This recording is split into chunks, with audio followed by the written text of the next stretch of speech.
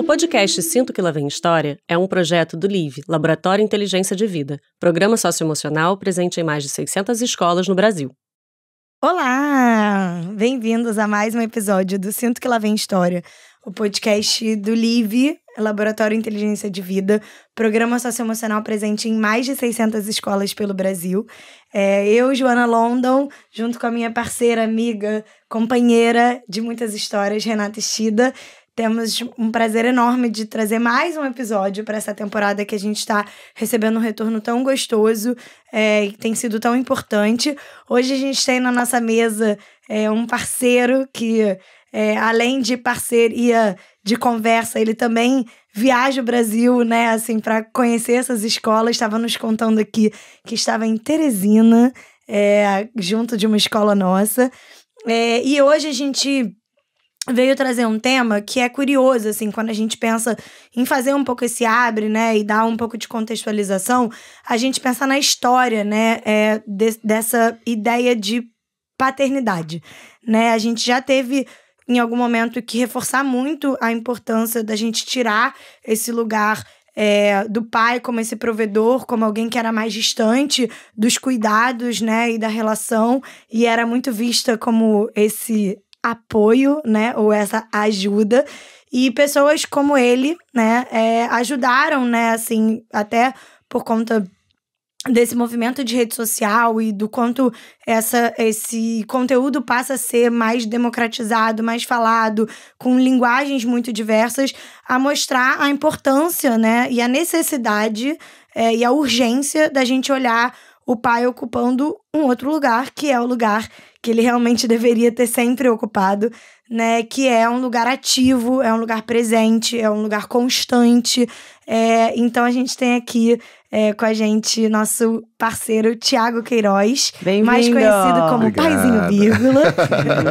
Obrigado, gente. A gente gosta de dar, né, um pouquinho do currículo. Para quem não conhece, o Thiago, ele é psicanalista, pai de 4 filhos, ele vai poder falar um pouquinho mais dessa aventura, escritor, palestrante, educador parental, nosso grande parceiro aqui também em poder pensar questões que dizem respeito à família e ao afeto, que depois ele vai falar também um pouco mais sobre isso.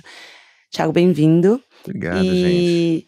A gente tem uma brincadeira aqui que a gente vai fazer ao vivo contigo, que normalmente a gente apresenta a pessoa não só pelo seu currículo de trabalho e de experiências profissionais, mas também fazer um resgate de como essa pessoa era na época da escola. Vou pedir para você começar esse oi aí para todo mundo, contando um pouco quem era o Thiago, aluno, quem era o Thiago criança. Ótima forma de começar, né? Vocês acham que vocês me pegam desprevenido, mas eu tenho 4 filhos, então eu sei lidar muito com as coisas que acontecem no meio do nada. Né? Então, com o imprevisível. Então, o Thiago, pequeno estudante Thiago, ele era um menino muito tímido.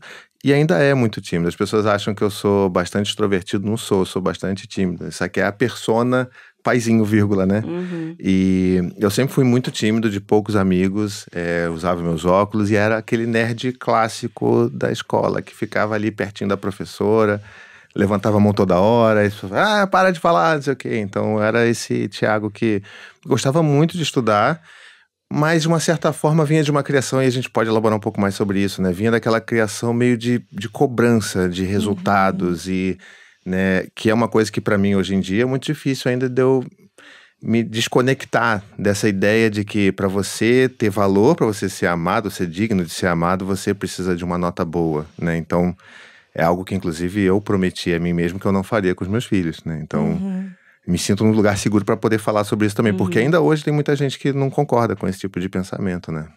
Você acha que influenciou, então, até a escolha de ser pai e depois as escolhas que você faz diariamente, em que pai você é dessa história tua? Mas com certeza, a gente é atravessado pelas histórias da nossa infância, né? Não naquele sentido de, eu quero fazer melhor que os meus pais, porque eles erraram, não sei o quê. Não, assim, que foi o caminho que eles tinham, né? Com a informação que eles tinham disponível naquela época, no contexto social, histórico que eles tinham lá. Eu quero fazer o meu próprio caminho. E a minha própria escrita da minha paternidade, vamos dizer assim, ela vem muito desse lugar de eu querer fazer alguma coisa diferente, mesmo que eu não tenha a referência daquilo que eu quero com a história com meu próprio pai, sabe? Thiago, eu fico curiosa, assim, para conhecer um pouco essa sua história de como que você foi parar nessa criação de conteúdo sobre parentalidade, inclusive até apoiado nessa questão que você já está trazendo sobre a sua história, assim. Isso foi uma revisão da sua história, isso foi uma nova janela e uma oportunidade que se criou, assim. Como é que foi esse desejo de ser pai, né? Essa construção, hoje com 4 filhos, né? E como que isso foi mudando, assim, também, né? Esse seu entendimento do seu papel na família ao longo dessa jornada aí, da chegada de um filho, depois outro, depois outro. Porque e agora tem muita gente 4, que fala né? assim, se pensar demais, não tem, né? Pois é. Você E precisa aí... ter uma dose de fé, né? E só vai. Se fizer muita conta, você não faz. 4, então, você não vai mesmo, Aí né? não faz mesmo, né? Conta, literalmente, não dá pra fazer. Mas isso é uma coisa assim, bom, o meu filho mais velho, o Dante, ele tem 11 anos, né? Então, assim, eu sou pai há 11 anos e eu crio conteúdo sobre isso há 11 anos, né? Foi tudo muito marcado com relação a me tornar pai, criar conteúdo, escrever sobre isso, e muito veio desse lugar de eu quero ter uma relação diferente com meu filho. Na época eu nunca imaginei que eu ia ter 4 filhos, né? Que fique claro. Mas na época eu falava assim, puxa, eu quero ter uma relação de amizade, de parceria, de estar junto, de poder demonstrar afeto, de abraçar, de ser amigo do meu filho. Por muitas vezes, assim, as pessoas ainda hoje acham que é errado você querer ser amigo do seu filho. Mas eu queria muito construir isso, e eu não tinha tanto essa referência, porque a minha referência de paternidade, que era o meu próprio pai, era aquele pai, aquela figura bem tradicional, né? De um pai que não vai ficar dando abraço, dando beijo, principalmente em menino, né? Tem essa coisa, né, muito difícil na nossa sociedade que impede os pais de darem afeto para os próprios filhos quando eles são meninos, né?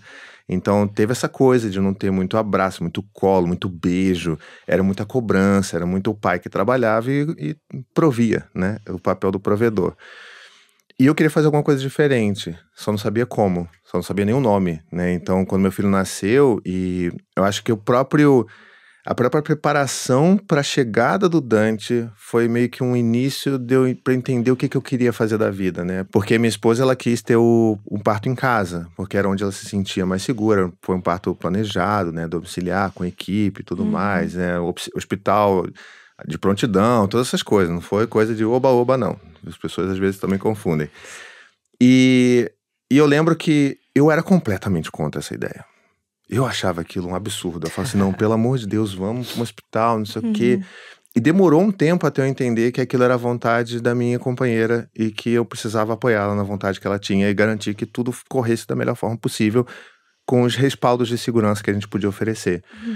Então, esse caminhar de tentar oferecer uma experiência que fosse, de tentar garantir, né, essa experiência mais afetiva, mais amorosa possível para minha esposa, mais amorosa possível de chegada a esse mundo para o meu filho, e o tanto que você começa a ler e entender sobre parto no Brasil e tudo mais, aquilo foi mudando. Foi um bichinho que me picou ali, eu falei, putz, depois que o Dante nasce, eu falo, não dá para eu fazer o padrão com ele agora. Eu já me esforcei tanto para fazer diferente esse início. Eu quero que seja diferente todo o resto. Eu quero estar perto. Eu quero poder me emocionar assim na frente dele. Eu quero poder abraçar, beijar e falar que eu amo meu filho e tudo mais. E foi nesse processo que eu comecei a descobrir o meu caminho, que foi muito diferente do que fizeram comigo. E aí é claro que começa a rolar alguns conflitos com a família, né? As pessoas falam assim, pô, que estranho, se sentem muito julgadas por aquilo que eu tô fazendo porque foi diferente do que fizeram comigo. Mas aí eles que tratem isso na terapia deles, porque a minha eu trato de outras questões, né? A gente tem que saber separar. Mas o nascimento do Paizinho Vírgula vem desse lugar, de querer falar sobre isso. Na época era só blog que tinha, basicamente, né? Então, assim, não tinha homens falando sobre isso naquela época. Tinha muito a maternosfera, a blogosfera materna, bombava, sabe? E não tinha homem falando sobre isso. E eu sentia muita vontade de falar sobre isso. Falar sobre como é que foi punk o primeiro mês de vida. Como é que foi difícil passar pelas dificuldades de amamentação que minha esposa teve no início de vida do Dante. Como que foi o parto, Como que os 3 primeiros meses aconteceram, como que foram as primeiras visitas no parquinho, sabe? Como é que era eu estar ali e me sentir muitas vezes sozinho porque não tinha outros pais ali para conversar. Como que eu queria ir pro trabalho, conversar sobre isso, mas os caras não queriam conversar sobre filho comigo, queriam falar de futebol, política, e eu acabava conversando sobre filhos com as minhas colegas de trabalho, né? Sim. Então, o processo do paizinho vem muito desse lugar, desse desejo de compartilhar algo que era muito incrível para mim, e que eu nunca pensei que fosse... Eu estaria aqui hoje falando com vocês, sabe? Que eu estaria hoje em escolas falando sobre essas questões e sobre respeito à infância. E a coisa foi vindo, uma coisa atrás da outra. Aí foi chegando o segundo filho, aí a gente foi elaborando cada vez mais. E é um processo, né? O Thiago de antes de ter filhos é completamente diferente do Thiago de hoje que tá falando com vocês. E provavelmente vai ser completamente diferente do Thiago daqui a 10 anos, sabe? De um filho adolescente. Pois né? é. Tiago, sabe, eu queria te pedir assim pra você ampliar um pouco mais, porque até era uma das coisas que a gente queria te perguntar e você já abriu um pouco brecha pra isso. Que é esse papel, porque muitas vezes se questiona isso, né? Qual é o papel desse pai nesses primeiros momentos, assim, né? O puerpério da mãe é um momento em que realmente há uma necessidade, né, de vínculo ali, de necessidades básicas dessa criança com a mãe, e aí muitos pais se sentem meio perdidos, né, nesse momento, assim, o que que eu faço, o que que eu posso fazer pra estar junto e pra vivenciar isso? Sim, eu acho que assim... Existe uma romantização imensa com relação à chegada do filho e amor imediato. Isso não existe, nem para pai, nem para mãe, nem para ninguém. Esse amor é base de construção de vínculo que se dá na presença e no afeto do dia após dia. Esse amor que eu construí com os meus filhos, ele se dá todos os dias, né? Assim, eu até brinco que eu era o cara que me esforçava muito durante a gestação, principalmente do primeiro, de ir a todas as consultas, porque eu achava que isso ia me ajudar, né? Olhar todas as ultrassons. Eu chorava nas ultras todas, não sei o quê, ficava emocionado, ia nos grupos de apoio a parto todos e ouvia outros relatos de outros homens falando, porque nesses lugares tinham poucos, mas tinham homens falando ainda.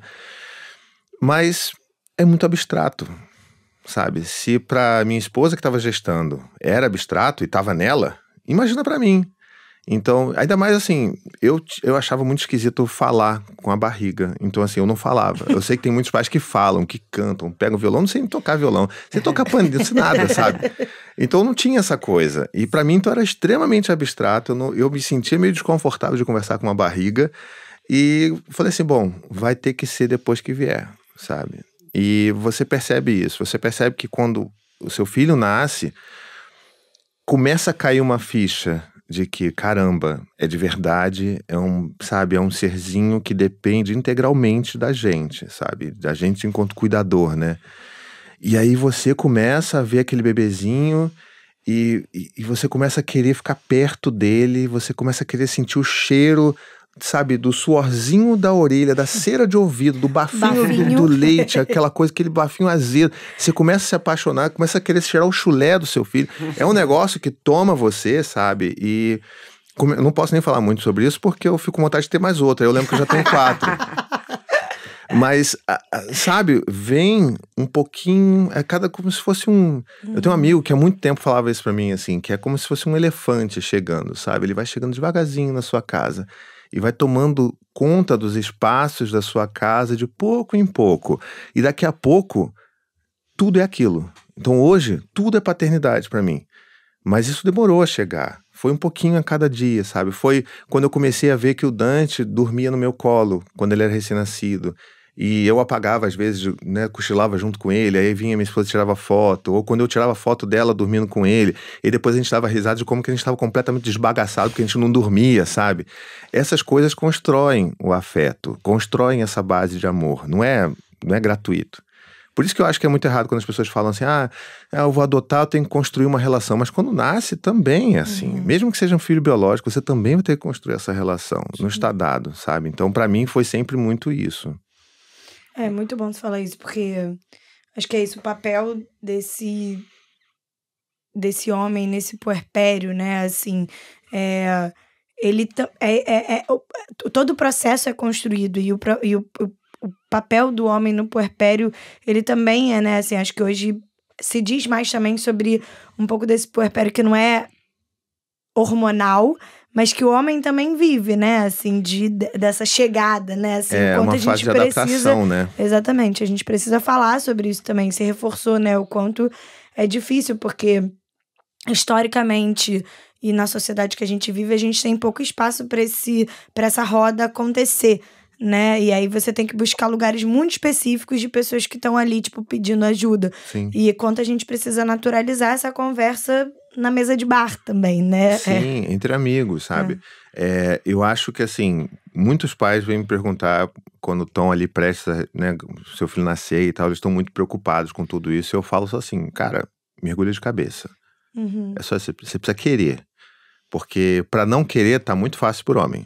O homem não querer criar filho é muito fácil. Todo mundo faz isso. Já é esperado dele, né? Que não se queira e que não esteja ali. Exato. Então, assim, tem que querer, tem que estar ali atento. E, assim, é no perrengue que você constrói isso, sabe? E é entender que nesse processo... É por isso que eu nem gosto muito de comparar o que a gente vive com o puerpério, porque o puerpério é um negócio muito intenso, né?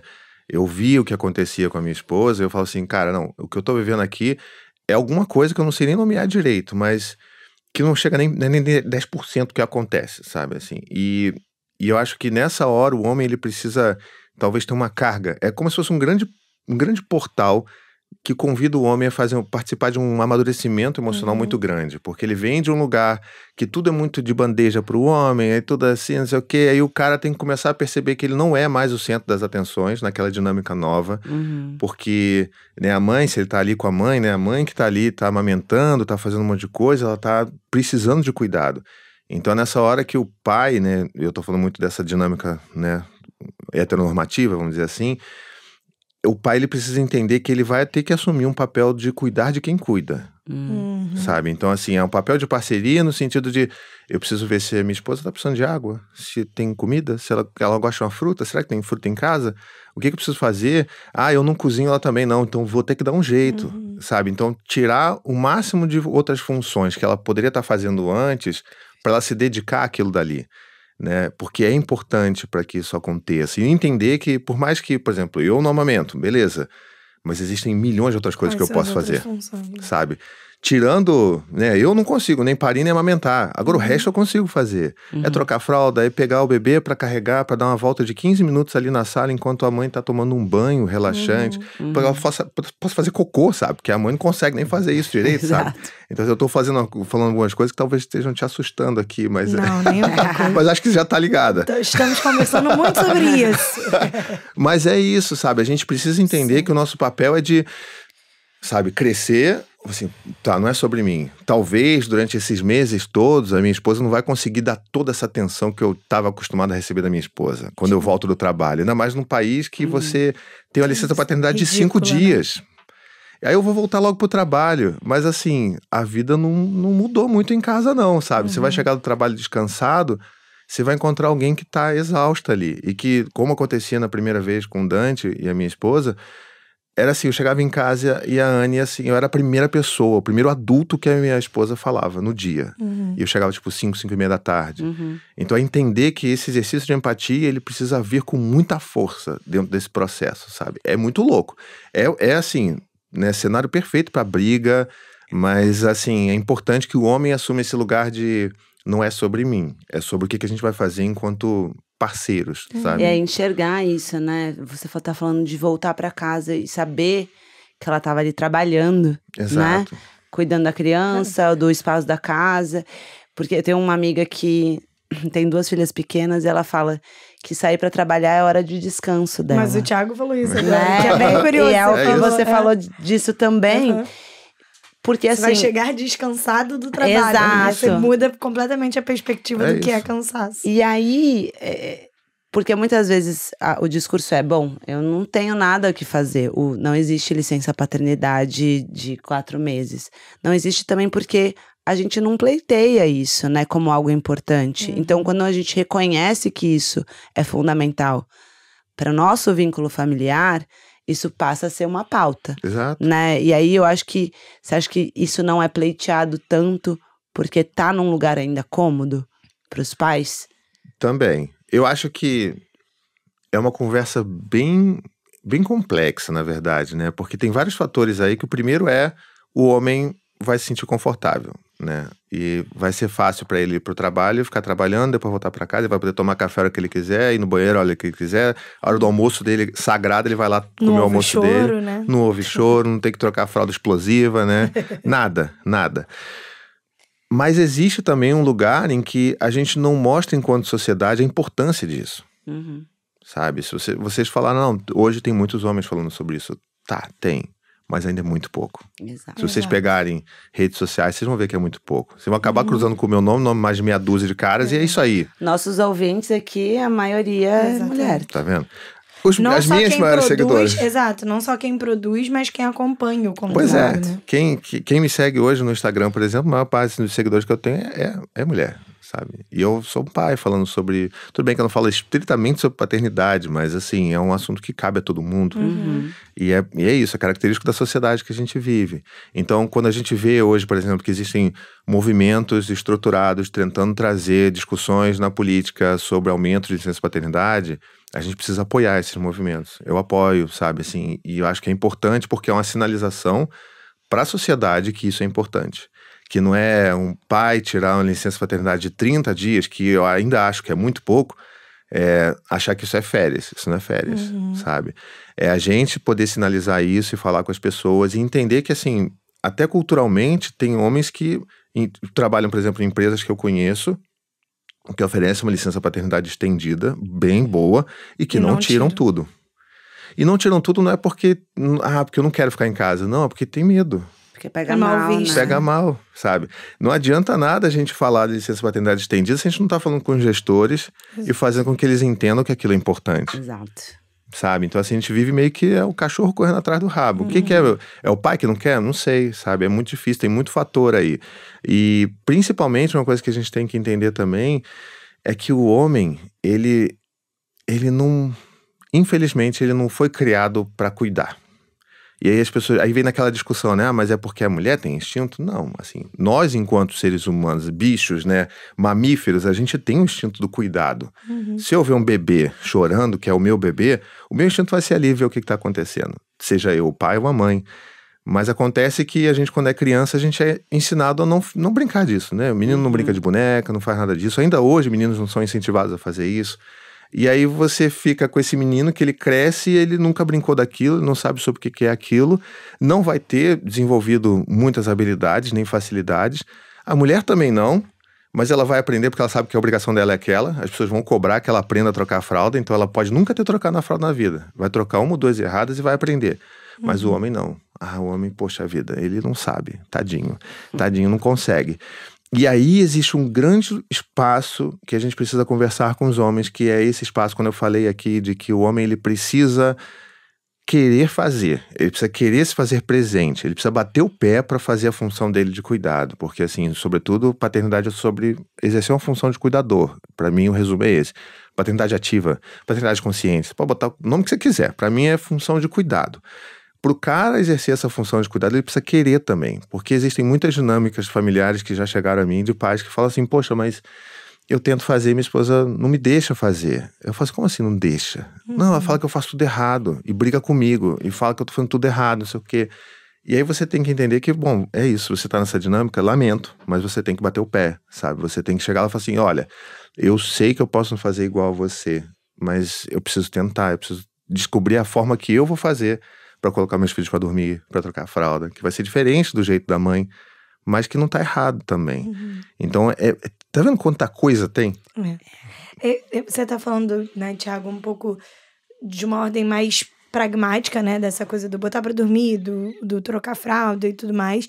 E eu queria trazer um pouco uma questão que você já trouxe, assim, brevemente, e acho que pode ter a ver, né, seu livro é um super lançamento, a gente ainda não teve a oportunidade de ler, mas desse lugar da construção de afeto também, né? Porque você mesmo trouxe da tua história, eu acho que é a maioria, né? Assim, quando a gente ouve relatos de homens, a gente teve poucas referências desse cuidado, não só físico, fisiológico, pragmático, mas também desse cuidado afetuoso, Sim. Né? E aí, o que te motivou, assim? Como que você buscou criar essa relação de vínculo afetivo, né, com os seus filhos desde do Dante, mas depois quando chega menina também, né? Assim, como é que é? Porque muitas vezes eu que trabalhei em escola, vejo que às vezes o lugar do homem enquanto cuidador, muitas vezes as pessoas têm medo também,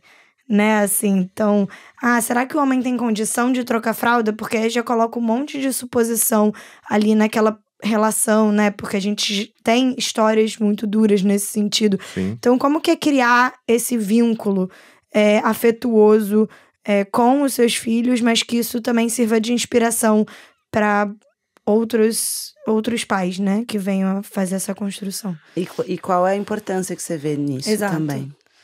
Bom, dá pra falar 2 horas só com essas perguntas que vocês fizeram, né? Então vai. Vou ler. Bom, uma coisa que eu acho que é legal da gente falar é o seguinte. O meu processo, ele é muito subjetivo, né? Cabe a minha relação da minha própria história e tudo mais, as coisas que eu achava que era importante fazer. Mas, de uma forma geral, eu fui sempre muito movido por essa vontade de fazer alguma coisa diferente, de estar mais próximo dos meus filhos, sabe? E com o passar do tempo eu fui descobrindo que isso não é fórmula mágica, isso é trabalho de formiguinha, sabe? É eu estar ali presente, todos os dias.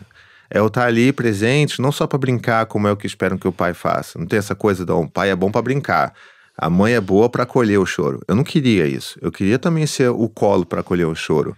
E aí eu comecei a descobrir que para ser esse colo, para ser esse porto seguro emocional, eu precisava estar presente nesses momentos também de fragilidade.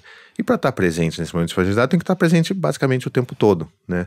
É claro, a gente vive numa rotina muito louca de família, que tem pais que trabalham 12 horas por dia, que não vão ter condição de ficar 2, 3, 4 horas todos os dias com os filhos. Mas se a gente consegue garantir que aquele momento que a gente está com os nossos filhos, a gente faça valer a pena, sabe? De eu conseguir, mesmo que eu tivesse, sei lá, 15 minutos só por dia com os meus filhos, que eu garanta que esses 15 minutos vai ser 15 minutos de eu olhando no olho do meu filho e falando para ele me contar como é que foi o dia dele. E ele me contando de como que ele fez uma pesquisa sobre qualquer coisa. Por exemplo, hoje mesmo, buscando a Maia na escola, ela me contando sobre uma pesquisa que ela fez sobre o lobo-guará. E eu, filha, o que você descobriu sobre o lobo-guará hoje? Aí ela, não, porque eu descobri que ele é solitário, ele vive sozinho. Eu falei, caramba, como deve ser difícil um lobo-guará você morar sozinho? Não, mas ele fica bem com isso. Eu falei, é mesmo, filha? Pô, sabe, isso é conexão. Eu tenho interesse, eu tô conversando, eu não tô falando com ela, olhando pro celular. É mesmo, muito bom, você é uma ótima investigadora, hein, filha? Caramba, é genuíno, sabe? Então, independe, é claro, quantidade de horas impacta muito na qualidade de vínculo, mas assim, se a gente não consegue fazer isso, que a gente pelo menos garanta a qualidade do que a gente tá tendo de interação ali, que a gente se importe e que os nossos filhos possam ver na gente figuras de amparo e não figuras de medo. Eu não quero que a Anne, minha esposa, chegue e fale assim, vou contar pro seu pai, hein? E eles, não é assim que funciona. Eu quero que, quando eles se machuquem, eles me busquem também, quando estiverem chorando. Esse, na verdade, é o meu maior termômetro para a relação que eu tenho com os meus filhos. Se, em dado momento, eu vejo que os meus filhos não estão me buscando quando eles se machucam, quando eles estão machucados ou magoados, né? Seja por dentro ou por fora, né? Eu sei que tem alguma coisa que eu preciso investir mais. Mas quando eles me buscam, e a minha pequenininha de 2 anos, né, a Cora, vem correndo pra mim quando se cai e se machuca, eu falo assim, puxa, eu acho que eu tô fazendo o que eu gostaria de estar fazendo. Então não tem uma resposta muito específica e pragmática para isso, né? É o estar presente, é o se manter disponível emocionalmente, coisa que eu, por exemplo, não tive, e que a maioria de nós não tivemos das nossas figuras paternas. E isso faz falta, sabe? A gente acha que não, o pai tem que ser essa figura dura e tem que ser a ordem. Não, gente, sabe? O pai tem que ser afeto também, caramba. O pai tem que ser abraço, tem que ser colo, não tem que ser brincar de correr, de pique-pega, não tem que ser também. Mas tem que ser colo também, sabe? Tem que ser escuta. Eu acho que é isso que falta. Eu acho que também tem que ser esse limite, né? Porque às vezes acontece ao contrário, né? O pai que acha que pra ele desconstruir essa ideia de paternidade antiga que a gente tem, ele também não é o cara que dá o limite, né? Então, é só ele é o paz cara e amor. Que é o maneiro, que deixa fazer tudo. E aí, quando tem deixa que a parte ruim dar pra o mãe, limite, né? fala com a tua mãe, que a tua mãe que não deixa, né? Por mim você faria, por não. Mim você faria, mas aí não. É isso, assim, é esse equilíbrio, né? Que Exato. é tão desafiador, que é desafiador pra qualquer um que educa. Exatamente. Né? Mas aí acho que no final das contas você tá falando da escuta, né? Que Sim. você tá presente e escutando e legitimando aquilo que está sendo trazido para ti. Pois é. Né? E eu acho que uma das coisas também bonitas, que acho que vale botar a luz em cima, é quando você fala que você está aprendendo pelo processo, né? Isso. A gente não fala de um lugar de instinto materno ou não sei o quê, como se as coisas brotassem, fossem completamente naturais, mas não, a gente aprende a ser mãe, a gente aprende a ser pai, a gente aprende a ser educador, e eu acho que tem uma coisa bonita também na tua experiência, que na verdade cada filho também vai te ensinar a ser um pai para cada um deles. Exato. Né? Eu imagino que a tua relação, óbvio que tem premissas aí suas que acabaram sendo construídas a partir do nascimento do primeiro, né, do Dante, mas como cada criança também é uma pessoa diferente que vai te demandar coisas e presenças de uma forma distinta.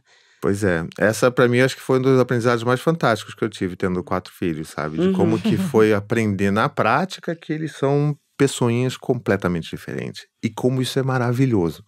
Eu poderia ficar horas falando sobre como eu acho incrível que o Dante é de um jeito, o Gael de outro, a Maia de um outro, e a Cora de um outro jeito.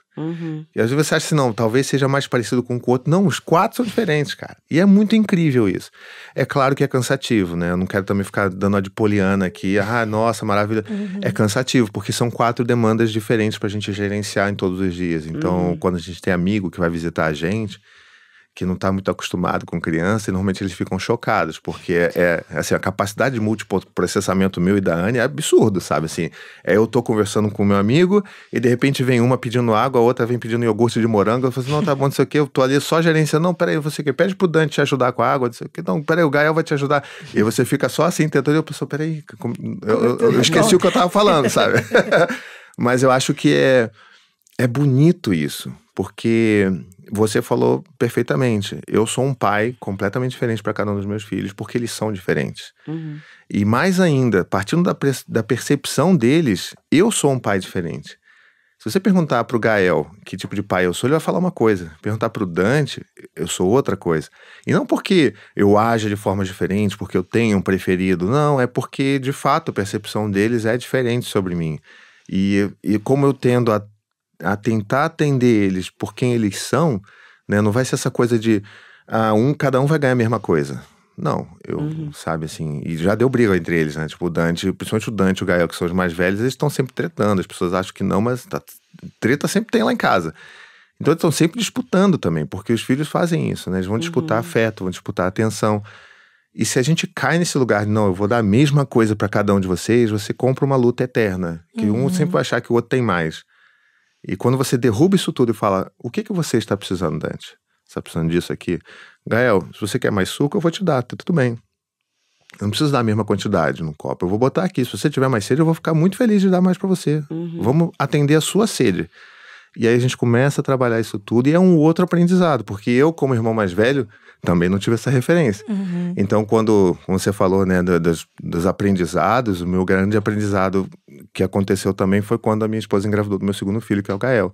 Que aí eu entrei na paranoia e falei assim, como é que eu vou criar irmãos para serem amigos se eu não tenho tanta essa referência assim em casa, sabe? E aí você vai aprendendo. Aí quando vem a primeira menina, eu falo, meu Deus, acabou a vida. Só sei ser pai de menino. O que eu vou fazer? Olha a baita responsabilidade que é trazer uma menina para esse mundo de hoje em dia, sabe? O que eu vou fazer? E aí você vai aprendendo, e você vai vendo como é que você incentiva a menina a fazer o que ela quiser. E você, ao passo que, pelo outro lado, você incentiva o menino a falar mais sobre sentimentos. E aí eu vou meio que tentando contrapor as coisas que a gente acha que são importantes. E é incrível você ver como é que eles, sabe, estão hoje aí crescendo. E eu acho que talvez um dos maiores segredos que as pessoas precisam aprender é que a gente não precisa fingir que a gente sabe de tudo, porque isso é cansativo pra caramba, sabe?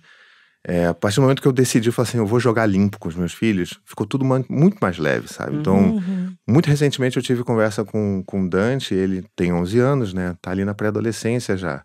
E eu cheguei e falei pra ele assim, filho, olha, eu nunca fui pai de um pré-adolescente. Eu nunca fui pai de um... E ele teve direito a ter um celular só esse ano. Eu nunca fui pai de um menino que tem um celular. Eu não sei que tipo de regras a gente vai ter que fazer, não sei lidar com os desafios que a gente vai fazer, mas eu prometo que a gente vai descobrir isso juntos, tá? E aí ele dá um sorriso e fala assim, não, tá bom, pai, a gente vai fazer juntos, sim. E aí pronto. É muito mais fácil, sabe? Sim. Porque eu me coloco no lugar de estou aprendendo também. Não é eu sou o dono da verdade absoluta, porque eu vou me tornar esse ídolo que lá na frente ele vai ter que quebrar esse ídolo para saber que os pais são reais. E é todo um outro processo de luto que eu já tô adiantando para eles que eles não vão precisar passar. Porque eu tô jogando aberto com eles, sabe? Essa coisa da diversidade, né? Da diversidade dos filhos e você também ser múltiplo nos pais. Me remete a uma fala que você fez anteriormente, do teu colega falando, ou de algum pai que te procurou falando, minha esposa não me dá espaço pra eu fazer porque eu faço errado, e aí o pai e a mãe vão fazer diferente, né? E eu acho que a boniteza e a riqueza que é a criança também ter acesso a pessoas que são diferentes, Sim. né? Entender formas de cuidar, que são formas de cuidar diferente, e aí também como seus filhos têm a oportunidade de ver vocês interagindo com os irmãos. E aí me veio uma pergunta assim, o quanto é importante você, né, e sua esposa manterem essa singularidade aí na relação com os filhos, e quando é hora de vocês entrarem em acordo para decidirem as mesmas coisas, né? Porque é importante a diferença, cada um tem um jeito de lidar, porque vocês não são uma pessoa só, e que bom, porque as crianças precisam dessa diversidade, mas quando precisa desse acordo, porque senão vai ter uma manipulação ali dos filhos. Como é que é isso? Eu queria primeiro começar dizendo que eu acho que não é nem necessariamente uma manipulação, porque eu acho que as crianças, elas não têm muito capacidade de manipular ou de traçar esse tipo de plano, pelo menos da forma como a gente Sim. acha que é manipulação, né? Não é... sabe? Isso, nossa, não é vou fazer isso, sou cruel. Uhum. Mas existe uma coisa que a gente não sabe lidar muito bem com criança, que é as crianças estão sim testando a gente. Isso eu sempre falo nesses encontros, quando eu vou nas escolas pela Live, inclusive, as pessoas ficam meio como assim? Não, as crianças estão, de fato, nos testando, nos desafiando, mas não no sentido que a gente pensa, que é essa coisa ofensiva de estar, sabe, botando em xeque a minha autoridade. Não é isso. Uma falta de caráter da criança, né? Não seria isso. Não é. Eles estão experimentando. Testando o mundo, né? Exato. Não é só a gente. Se eu fizer isso com você e você responde dessa forma... É a mesma coisa da tomada, né? Assim, Falaram que vai dar choque. Será que vai dar choque mesmo? Por que disseram que não é pra eu tocar aqui? Derrubei esse pote de biscoito aqui no chão. Meu pai riu da primeira vez. Vou bater de novo. Vou bater de novo. Vou ver até que... Será que o barulho vai ser igual? Será que a reação do meu pai vai ser igual? E aí a gente acha que tá testando a gente. Não é.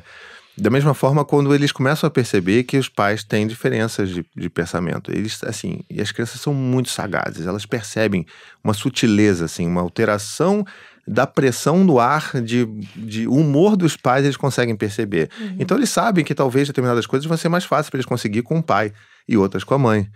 Isso não faz deles serem seres cruéis, sabe? Assim, é óbvio, sabe? Se eu tivesse, por exemplo, 2 chefes, eu soubesse que determinado tipo de coisa é mais fácil pedir pra um, eu só ia pedir pra esse cara. Isso mostra, inclusive, uma inteligência social. Exatamente. Eles estão lendo. Ser esperto. Exatamente. Estão lendo tudo, sabe? Sim.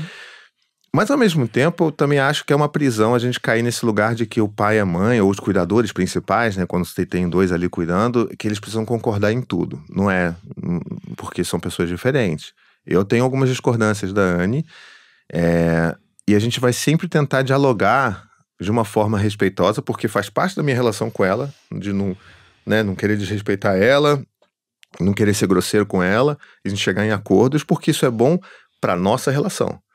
E aí isso meio que transparece para os nossos filhos, porque isso também é um modelo que os nossos filhos precisam aprender, de como que casais afetivos vão se respeitar em relações.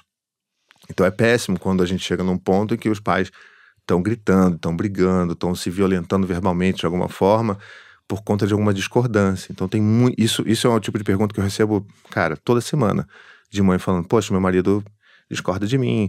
E normalmente é isso, é a mãe tentando ter um olhar um pouco mais respeitoso e empático para a criança, e o pai com aquela postura completamente autoritária. Como é que a gente quebra isso? É muito difícil, sabe? Porque essa porta só abre por dentro, né? O cara, eu não posso chegar e... Toma aí, ó, lê isso aqui. O cara não vai ler.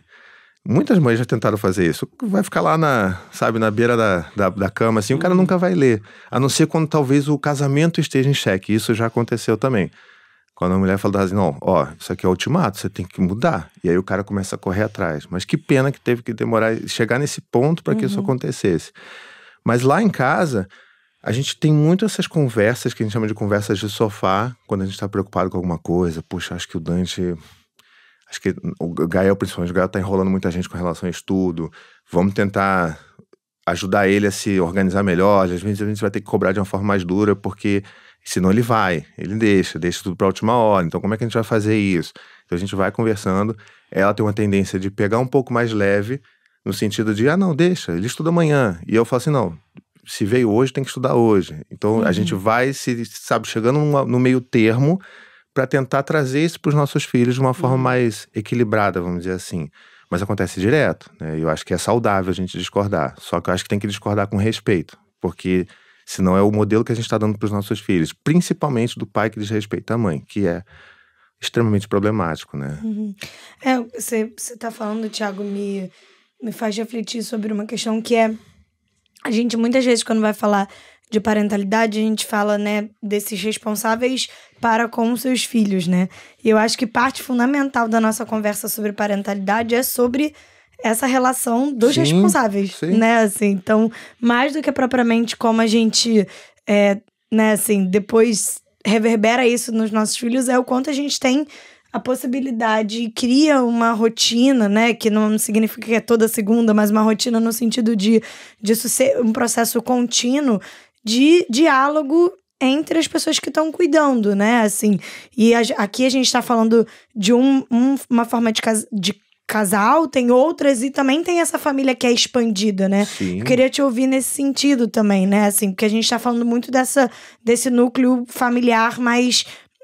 nuclear, assim, né? Que seria essa construção, talvez, de quem mora na mesma casa, ou até a Rê trouxe outras famílias que já não moram mais juntos, mas que, né, tem ali um fruto daquela relação. Mas como que a gente, né, assim, das escutas e das suas andanças e trocas com outras famílias, assim, como que é também depois quando a gente expande um pouco mais o que é essa família, né, assim? É bem complicado, assim, tentar dividir com relação a outras gerações, que aí a gente tá falando de avós e tios, e porque, né, tem muitas famílias que usam a rede de apoio dos avós, por exemplo, né, para trabalhar.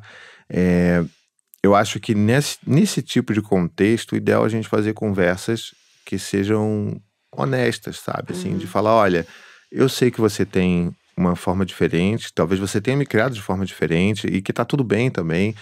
Eu queria poder fazer do meu jeito, dessa minha forma. Mas eu sei que não dá para eu cobrar de você, por exemplo, que você faça exatamente seguindo ali.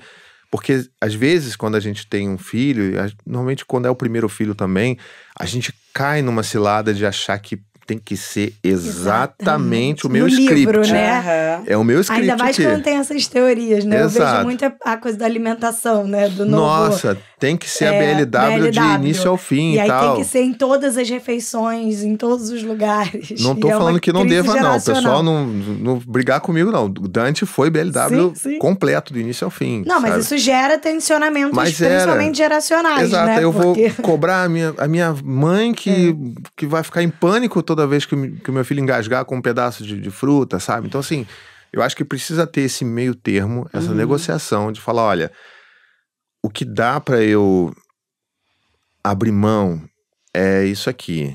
Agora, isso aqui pra mim é inegociável. Então, pra mim, a maior dica que eu sempre dou é veja quais são as coisas que são inegociáveis pra você com relação ao cuidado do seu filho e traz pra pessoa. Olha, isso aqui dá pra gente conversar, isso aqui não dá. Sei lá, refrigerante para um bebê. Não, isso aqui não tem... bater no meu filho. Isso aqui não tem, isso é inegociável. E é claro que isso cabe não só para gerações anteriores, como parceiros e parceiras que tenham pensamentos diferentes. É sempre que eu falo, tenta encontrar o que não é negociável e tenta abrir mão de algumas coisas. Porque a gente não vive num mundo perfeito, né? Então, assim, e é até bom que as pessoas tenham esse pensamento diferente. Mas vendo do que eu recebo, assim, de muitas pessoas pedindo ajuda e tal, até de alguns pacientes também, que às vezes pacientes chegam até mim para pedir ajuda com relação ao comportamento dos filhos. E assim, não passa de 1, 2 sessões, eu vou estar falando assim, então, olha, seu filho tá tudo bem com seu filho. Seu filho faz o que uma criança de 2 anos faria. Seu filho faz o que uma criança de 4 anos faria. Agora, vamos conversar aqui sobre você? Vamos debulhar o que tá aí dentro? Vamos tentar trazer isso para fora? E aí a pessoa começa a perceber que boa parte das coisas, né, que a gente tem de dificuldade com os nossos filhos, dizem muito mais sobre a gente do que sobre os nossos filhos propriamente dito. Então, a gente é uma geração, né, pensa, isso eu falei inclusive nessa última vez que eu tive lá em Teresina, que eu falei para as pessoas, que a gente é uma geração que foi criada com, sabe, muito distanciamento afetivo, em especial por parte dos pais. E a gente foi criado como uma geração que, hoje em dia, ela é viciada em aprovação. Se a gente parar para pensar, a gente até hoje tem muita dificuldade em não receber aprovação. E é por isso que as redes sociais dominam a nossa vida. A gente tem, sabe assim, a gente quer ser o melhor, a gente quer saber que a gente é bem desejado, bem quisto pelos nossos chefes, pelos nossos amigos. A gente está sempre ali, o que eu posso fazer para agradar essa pessoa? E isso vem muito de um lugar em que a gente não foi acolhido, né? E não foi valorizado naquilo que a gente é de verdade por essência. Então é muito difícil a gente sair desse lugar e mudar um paradigma inteiro de criação de filhos que a gente possa incentivar eles a terem uma autoestima que a gente gostaria que eles tivessem, porque a gente não teve isso. E a gente acaba sempre conflitando, tipo, a nossa criança interna que não recebeu isso, que não teve essa liberdade toda para falar para um pai, né, para, sei lá, para fazer birra, e aí a gente vê o nosso filho fazendo birra, automaticamente vai vir aquela sombra, aquela voz das nossas mães, dos nossos pais, falando que não pode fazer aquilo, que não pode, que aquilo tá errado, que a criança tá manipulando, não sei o quê, que é um capetinha. Então é difícil a gente quebrar isso se a gente não mexer no que tá aqui dentro, sabe? Por isso que eu sempre falo, é muito mais sobre a gente do que sobre os nossos filhos. E aí esse processo é o processo que talvez cause mais conflitos, quando a gente está falando de famílias expandidas, né? A gente está falando aqui, por exemplo, de famílias pais separados, né? Que aí você tem ali, ou famílias que são duas famílias que se encontraram e juntaram seus filhos e tal, e aí você tem dinâmicas completamente diferentes. E principalmente são dinâmicas que normalmente o pai, quando se torna o pai divorciado, é um pai que não está muito afim de chegar junto mais. E aí a gente encontra situações tristíssimas, que são quando as pessoas, os adultos, aí, independe do pai, da mãe, quem for, que começam a usar o filho para atacar a outra pessoa. Aí sim é manipulação. Aí sim, tá vendo? Aí a gente julga. E isso, cara, isso é tão triste, porque acho que talvez uma das coisas mais urgentes que a gente devia estar fazendo, e é o que a gente está falando aqui, falando sobre infância, e quando a gente fala com as outras pessoas, é que a gente pudesse, se a gente conseguisse fazer um pacto coletivo de que a gente precisa ter um pacto de afeto em relação às crianças. A gente precisa falar assim, não, as crianças estão fora disso. Sabe, se eu tenho um problema com você, eu vou tentar resolver isso na minha terapia, eu vou tentar resolver isso com você. Eu não posso usar isso para afetar o meu filho, para afetar essa criança, que às vezes nem é meu filho, né? Porque, sei lá, é o filho da minha namorada, eu tenho raiva do ex dela e não sei o que, eu vou usar ele. Sabe, a gente precisava ter esse foco de que a criança não tem nada a ver com isso. E a gente precisa ter esse caminho de afeto, que por isso que para mim afeto é vínculo, é a mesma coisa, né? São sinônimos. E a gente precisava entender que a criança precisa muito dessa segurança de que ela é amada.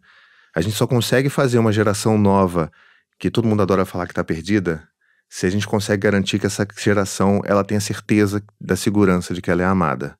A gente não consegue fazer diferente, sabe? Se a gente ficar sempre barganhando e falando, não, olha, sua mãe não quer isso, sua mãe não gosta de você, sua mãe não faz isso, o quê? Vem comigo aqui, eu vou fazer tudo. Ah, sua mãe que não deixou. Sempre tem isso. E quem sai perdendo é sempre a criança. A gente esquece disso, sabe? É nessas disputas aí entre adultos, nessa criação, aí a gente se desdobra num outro lugar e um outro espaço em que os adultos se encontram e constantemente tem se desentendido, que é o espaço escolar, né? Sim. A gente tem grupos de WhatsApp e que é o terror das escolas, a gente já falou sobre isso aqui. E aí eu queria te ouvir um pouco também, Thiago, assim, como é que é o papel do pai? Hoje a gente vê isso, a gente ouve também bastante, que nos grupos de WhatsApp também são dominados pelas mães, né? As reuniões, as né? reuniões Que chamam de pais, mas são as mães que estão ali presentes. Mas assim, eu acho que é esse desafio que ainda é muito ocupado por por mulheres. O outro desafio de serem pessoas completamente diferentes, mesmo tendo escolhido a mesma escola, a gente sabe que muitas vezes a escolha da escola vem por diversos motivos também. Sim. A proximidade da casa, o valor da mensalidade, ou a proposta pedagógica. Então, não necessariamente... Ou até espaços onde isso nem é escolhido, né? Exato. Como as escolas públicas, por exemplo, né? E aí, como é que é pra você, assim, olhar pra isso, o desafio de estar com outras famílias que às vezes não vão pensar da mesma forma que você e entender que seu filho ou sua filha tá encontrando com as crianças que são provindas dessas famílias e o quanto a gente vai dar autonomia para essas crianças interagirem ou não. Então, como é que você vê essa vinculação dos pais, principalmente, né, mas pais e mães ali com o ambiente escolar? Bom, acho que o primeiro passo dessa história toda é, se você é pai e está assistindo isso aqui, você precisa entrar no grupo de WhatsApp da escola do seu filho. É só isso. Esse é o primeiro passo. E assim, não é fácil porque eu tenho 4, por exemplo. 4 grupos.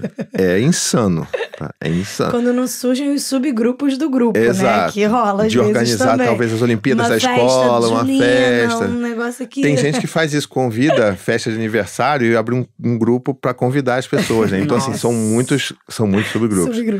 E, assim, ok, eles é se difícil. Dividem, um fica com 2, outro fica com 2. A gente tá lá 100% porque, assim, alguma coisa alguém vai passar. Então, a gente recorre na ideia de que alguém sempre vai tentar cobrir o outro. Justo. Então, assim, se ela não consegue ver o grupo de alguém durante aquele dia, talvez eu consiga ver, sabe? Tem dias que nenhum dos dois vai conseguir ver. Aí depois eu tenho que pedir ajuda para algum outro pai ou outra mãe. Mas é isso, assim, esses espaços de cuidado, eles não são ocupados por homens por conta de toda essa história que a gente já falou aqui. Mas a gente, enquanto pai, precisa assumir esse lugar. Ah, mas é a mãe que decide. Não, não é. Todo mundo tem que decidir, sabe? Todo mundo que é responsável por aquela criança precisa decidir isso. E aí a gente passa por esse outro ponto que é muito importante que você trouxe de... Tá, eu crio meu filho de uma forma X e ele talvez esteja numa escola que ele vai lidar com crianças que são criadas de forma Y. E qual que é a sua resposta? Eu acho isso maravilhoso.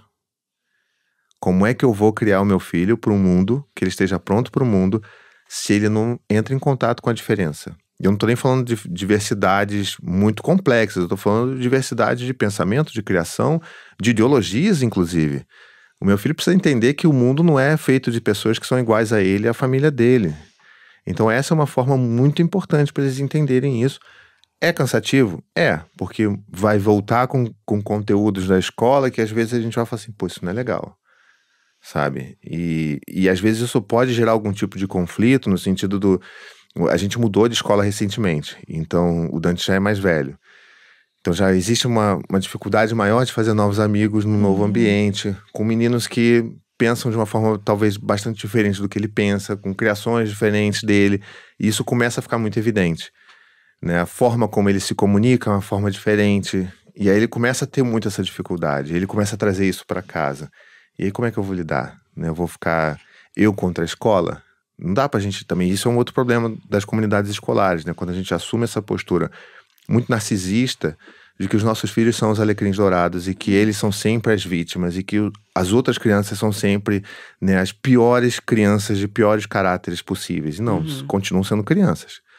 Sabe, eu já recebi histórias de grupos de pais que fizeram um movimento para expulsar uma criança de 2, 3 anos, porque estava batendo na filha dela, sabe? Assim, e, cara, é normal que isso aconteça. É péssimo você ser pai da criança que apanha. Também é péssimo ser pai da criança que bate. E eu sei porque eu já estive nesses 2 lugares, sabe? E a gente precisa entender de novo. É aquela coisa do pacto do afeto em relação à infância. Se a gente começa a entender que todas as crianças precisam desse afeto, precisam desse cuidado, a gente começa a perder espaço nessas disputas de, meu filho tá certo, seu filho tá errado, sabe? Já aconteceu de eu precisar conversar com pais e mães de amigos dos meus filhos para tentar resolver conflitos. E eu não vou chegar falando assim, teu filho fez isso. Eu vou chegar, olha, meu filho chegou em casa, falou um negócio, poxa, eu queria ver com você o que aconteceu. Aí a pessoa vai lá e relata uma outra coisa que o filho dela falou. E eu falo, olha só, não foi isso que me falou. Vamos tentar entender o que está acontecendo. Aí no dia seguinte eles já fizeram as pazes. Sabe? Se a gente bate nessa coisa meio bélica de falar, não, seu filho tá errado, daqui a 2 dias os seus filhos fizeram as pazes e você vai ficar com o ranço eterno daquele pai e daquela mãe. E assim, você nunca mais vai querer se encontrar com aquelas pessoas. Então, acho que dentro da comunidade escolar, isso é outra coisa que eu falo bastante também quando eu vou nas escolas, é como que a gente precisa entender que todas as crianças são dignas de amor, de afeto, de entendimento, de acolhimento, independente se essa criança está batendo na outra, se ela está fazendo bullying, sabe? Não é porque a criança está fazendo bullying que ela é a pior criminosa, precisa ser presa. Não é isso. Ela tem questões que precisa de ajuda também, sabe? Aí você saber mediar algum conflito com uma família. Exato. Também vai servir de exemplo pro seu filho de como vai ser Exatamente. mediado. E mostrar que a vida também é sobre os conflitos, né? Exato. E que eles vão estar presentes e a gente precisa saber lidar com eles também, né? Papo muito importante, né? Eu acho que a gente acabou falando de paternidade em alguns momentos, em outros episódios, mas sempre passeando, né? Não era o tema específico e a gente quis dar à luz a essa conversa, por ser uma conversa que a gente quer também fomentar e tensionar também, né? Trazer os homens mais para a roda de conversa, que é fundamental para a gente fazer uma educação que a gente acredita, né? E agora, para a gente chegar num momento especial, que é também aumentando a roda aqui, para além de nós três, a gente traz sempre uma pergunta de uma família que tem Live, né, na escola dos filhos. E aí a gente tem uma pergunta aqui especial pra gente. A gente vai tentar ajudar, Vamos lá. acolher ou deixar mais dúvidas aí pra essa pessoa. Normalmente deixar mais dúvidas, mas tudo bem. Vamos lá. Olá, meu filho tem 8 anos e testemunhou 2 amiguinhos brigando. E um deles acabou que quebrou o braço. Ele ficou bem assustado com a agressividade de um dos amigos. E desde então ele está com muita dificuldade de ir para a escola. Ele chora bastante, passa mal. À noite, ele estuda de manhã, então à noite antes de dormir ele chora, começa já a pensar no outro dia. De manhã ele vai para a escola chorando. Eu tô tendo que levá-lo até a porta da sala de aula. A gente já foi na escola, conversou com a orientadora, com os professores, ele participou da conversa, ele conseguiu explicar tudo o que ele estava sentindo. A orientadora se colocou à disposição dele, qualquer sentimento que ele tivesse no período de aula para ele procurá-la, mas mesmo assim ele está bem inseguro, está com muito medo. Como que nós, pais, fazemos para ele voltar a ter essa segurança, sabe? Se sentir seguro dentro da escola, sentir que tem adulto lá que pode ajudar. Excelente pergunta. Bem específica. Situação real, né? Excelente pergunta. Querida mãe, que eu não sei o nome, eu vou chamar de Elisângela. Então. Tá bom. Querida Elisângela, eu adoro inventar nome. No meu podcast eu fico inventando o nome das pessoas que mandam mensagem. Existe um ponto, vamos dizer assim, um ponto positivo nessa história toda, que é que o filho dela tem 8 anos. Uma criança de 8 anos, ela consegue elaborar e verbalizar bastante sobre os acontecimentos da vida. Então, eu tenderia a usar isso ao meu favor, no sentido de chamar o filho para conversar, mas longe desses períodos de conflito, tá? A gente tem uma tendência de querer dar uma resposta, dar uma solução logo quando o drama acontece ou quando a criança tá chorando e assim, cognitivamente a criança não... É o pior momento você falar sobre qualquer coisa com a criança, é quando ela tá desestruturada emocionalmente, né? Assim, as áreas do cérebro estão desintegradas, você não consegue fazer ela entender aquilo que você tá querendo falar. Então assim, tirando essa parte de ir pra escola ou antes de dormir, ali no meio do dia... A criança tá brincando, acabou de ver um desenho, sei lá, tá na hora do lanche. Senta com seu filho e conversa com ele. Fala assim, filho, poxa, tá difícil pra você ir pra escola, né? E deixa ele falar. A gente esquece que a gente quer resolver os problemas dos nossos filhos porque a gente não quer ter que lidar com problemas dos nossos filhos. Essa é a nossa maior dificuldade. A gente tem dificuldade de lidar com as nossas tristezas, com os nossos medos. E a gente, por consequência, não consegue lidar com as dos nossos filhos. E eles vão apresentar isso pra gente o tempo inteiro. Então, pra mim, o que eu faria é... Chama pra conversar. Poxa, filho, eu vejo que tá tão difícil. Não queria que tivesse tão difícil assim. Conta pra mim o que tá acontecendo. De que você tem medo? Ela já sabe que ele tem medo, mas não sabe do que tem medo. Deixa ele elaborar sobre isso. Fala, poxa, o que a gente pode fazer? Será que a gente consegue pensar em alguma coisa para fazer a sua ida para a escola voltar a ser um pouco mais legal como era antes? E deixa o seu filho elaborar. E acolhe o que vier. Se o seu filho falar coisas que você às vezes vai ficar impactado, talvez não nesse caso, mas às vezes a gente fica muito impactado de fazer esse tipo de pergunta, por exemplo, para quando você tem irmãos. O que você sentiu? Poxa, às vezes você briga muito com o seu irmão, né? E aí você tem medo de ouvir o seu filho falando que odeia o seu outro filho. Isso, porque a gente não sabe lidar com isso. Mas a gente precisa acolher toda e qualquer sorte de sentimento e emoção que vem dos nossos filhos. Então, se ele tem medo porque ele ficou muito impactado com aquela sensação de ver um osso sendo quebrado, não sei como é que foi aquela coisa, se ele ficou assustado porque agora ele tem medo daquele menino fazer a mesma coisa com ele, o que ele tem? Mas é só através da fala e através de uma escuta empática que a gente vai conseguir resolver esse problema, sabe? Não é prometendo, não é levando para a escola e causando uma exposição que às vezes é até desnecessária para a criança, porque a criança está se sentindo amedrontada e, ok, a escola, no melhor das posturas, vai falar, não, a gente tem aqui adultos que a gente vai te ajudar. Mas esse medo é muito mais primal, sabe? É uma coisa de, não vou conseguir elaborar e pedir ajuda pra alguém, sabe? Mas eu fico pensando também, Thiago, porque como aconteceu no ambiente da escola, como é que a escola tá cuidando disso, né? Ela vai cuidar individualmente do caso desse menino que tá com medo?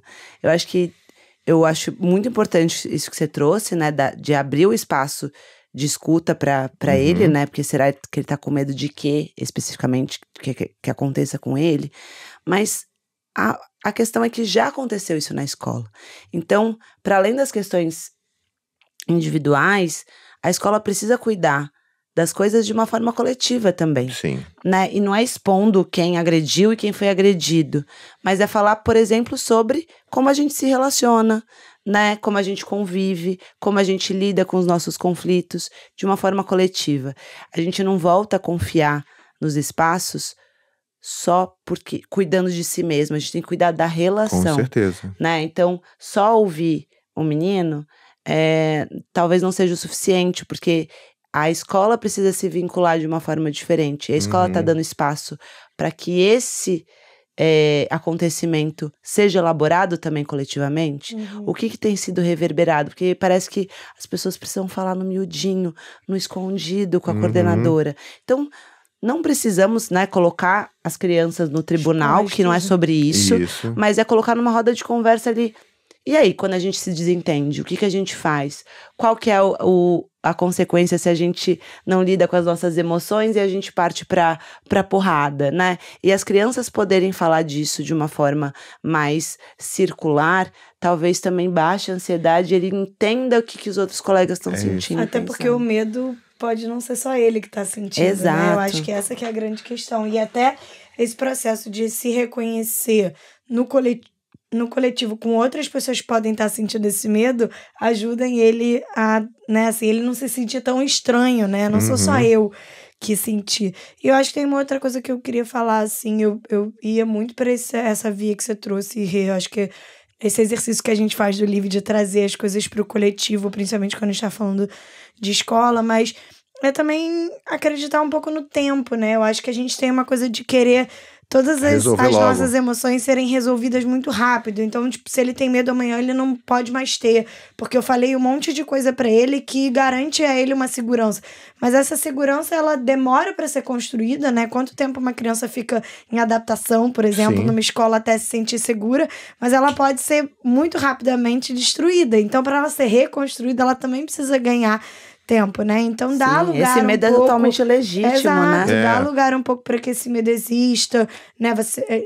Isso não significa que ele vai deixar de ir para a escola, mas, né, você acompanhar ele um pouco mais próximo nessa saída, nessa chegada, né? Assim, até ele ir também reencontrando um espaço de segurança, né? Porque a gente tende a querer acelerar um pouco. Porque é um problema multifatorial, né? Assim, a gente tá falando dessa primeira etapa, que é cuidar dessa criança que talvez ela não conseguiu elaborar ainda sobre o que aconteceu.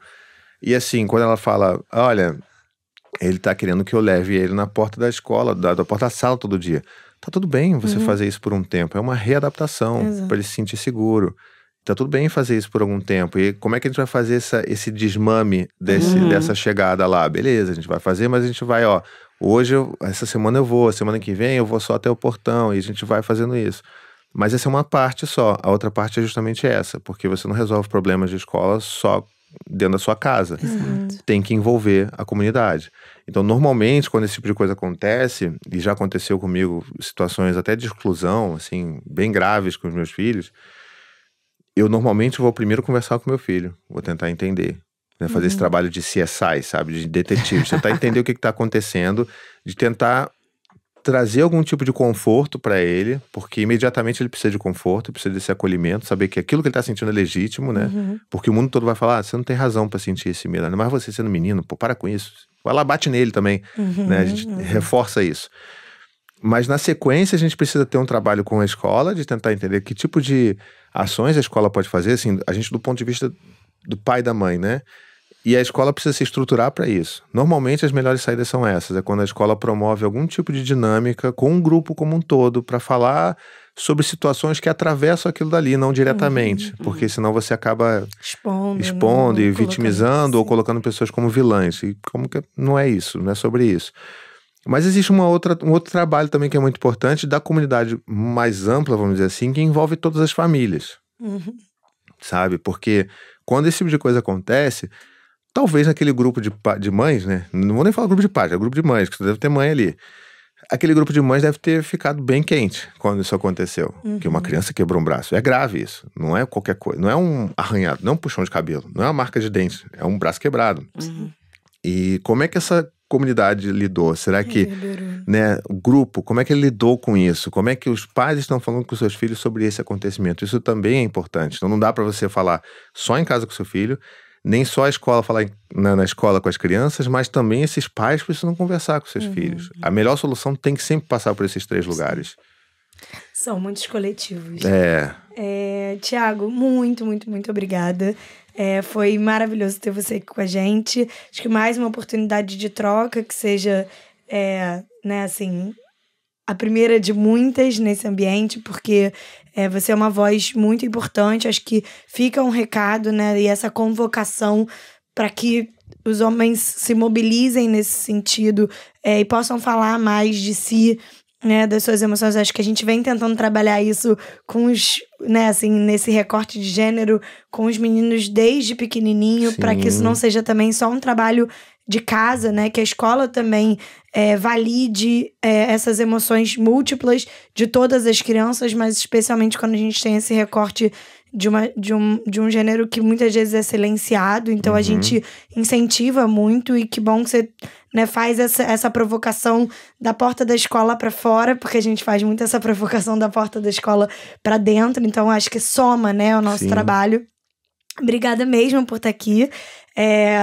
Acho que o Thiago pode contar só um pouquinho aí do livro também para fazer uma divulgação. Ele já, obviamente, comentou vários temas, mas continue acompanhando o trabalho, né? Nas redes sociais a gente encontra como Paizinho Vírgula, né? Que é o vulgo do Thiago.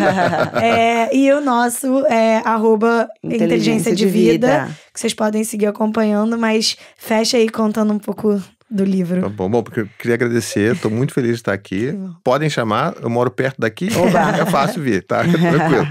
Mas é um espaço sempre muito bom para poder conversar sobre isso. Acho que conscientizar os homens de que eles precisam assumir esse papel de cuidado é importante.